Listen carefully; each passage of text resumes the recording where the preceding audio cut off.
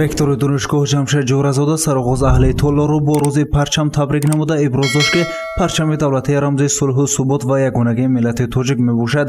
Ҷамшед Ҷоразода дар идома доир ба ҳифзу гиромидошти арзишҳои миллӣ ва суботу сиёсии кишвар ибрози назар намуда гуфт ки моҳияти таҷлил ва рӯзи парчами давлатӣ дар баланд бардоштани ҳисси миллӣ, ватандӯстӣ, худшиносиву худогоҳии ҷомеа ва хусусан ҷавонон ифода меёбад. боиси ифтихор аст ки зуҳури парчам ҳамчун рамзи миллию давлатдорӣ маҳз аз ниёбони мо мардуми орёнтабор маншаъ гирифтааст.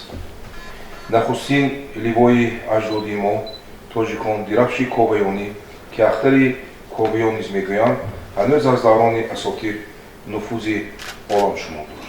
дар идома Ислом Раҳимов декани факултети забонҳои шарқ дар мавзӯи аз таърихи парчамдории тоҷикон маъруза ироа намуд. ӯ аз таърихи парчамдории тоҷикон ёдовар шуда иброз дошт ки дар ибтидо калимаи парчам дар тамоми асари безаволи шоҳнома вожаи дерафш омада аст ки маънии он рахшидан, дурахшиданро ифода мекунад.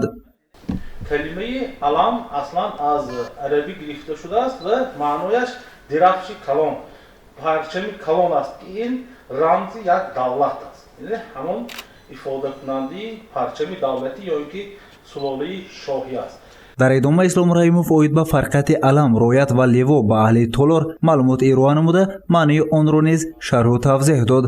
дар ҳафтаи чорабинии устодони донишгоҳ дар мавзӯи таърихи қабули парчами давлатӣ дар давраи соҳиби истиқлолии Тоҷикистон, аҳамияти парчами миллӣ дар ташаккули андешаи миллии халқи тоҷик, парчами миллӣ ифодагари дирахши ковиёни аҷдоди орёнтабор, парчам нишони фарҳанги миллӣ баромад карда табодули афкор намуданд. гузориши Саид Мухтори Саиданвар барои барномаи иттилоотӣ Хабар.